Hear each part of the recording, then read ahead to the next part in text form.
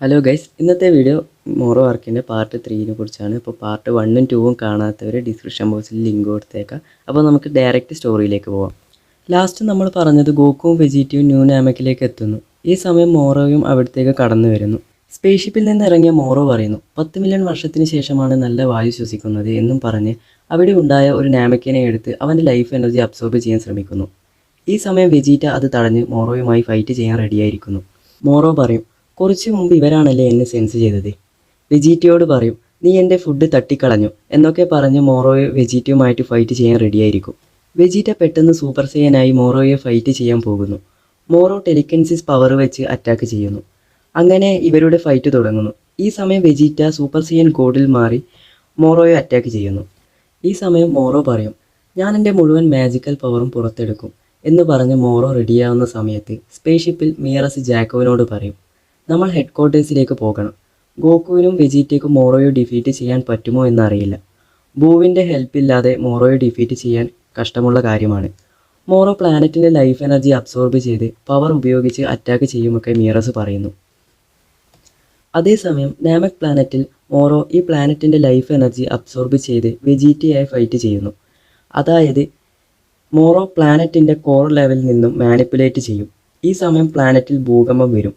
Lava പുറത്ത് വന്ന് അത് കൺട്രോൾ ചെയ്ത് ബാരിയർ വരെ ഉണ്ടാക്കും. വെജീറ്റയ്ക്ക് ഒരടി പോലും മോറോയെ തൊടാൻ കഴിയില്ല. വെജീറ്റ പറയും, നീ കുറച്ച് കഴിയുമ്പോൾ തന്നെ ലിമിറ്റ് റീച്ച് ചെയ്യുന്ന സമയത്ത് ഞാൻ നിന്നെ അറ്റാക്ക് ചെയ്യും. മോറോ പറയും, എൻ്റെ പവറിന് ലിമിറ്റേ ഇല്ലടാ. ഈ പ്ലാനറ്റ് നശിക്കുന്നത് വരെ ഈ എബിലിറ്റി ഉപയോഗിക്കാൻ എനിക്ക് കഴിയും. ഈ സമയത്ത് വെജീറ്റ ചോദിക്കും, നീ എന്തിനാണ് ഇവിടത്തേക്ക് വന്നത്? മോറോ പറയും, എനിക്ക് ഡ്രാഗൺ ബോൾ വേണം, അത് വെച്ച് വിഷ് ചെയ്യണം. ഡ്രാഗൺ ബോൾസിനെ കുറിച്ച് നിനക്ക് അറിയാമോ എന്ന് വെജീറ്റയോട് ചോദിക്കും. എനിക്കതിനെപ്പറ്റി അറിയില്ലെന്ന് വെജീറ്റ കള്ളം പറയും. അങ്ങനെ മോറോ വെജീറ്റയുമായിട്ട് ഫൈറ്റ് ചെയ്യുന്നു. എന്ത് വിഷാണ് ചോദിക്കുക എന്ന് വെജീറ്റ മോറോയോട് ചോദിക്കും. മോറോ പറയും, എൻ്റെ പവർ ഞാൻ തിരിച്ചു കൊണ്ടുവരും. വെജീറ്റ പറയും, അപ്പോൾ നീ വീക്കായിട്ടാണുള്ളതല്ലേ എന്ന് പറഞ്ഞ് വെജീറ്റയുടെ മുഴുവൻ പവറും പുറത്തെടുക്കുന്നു.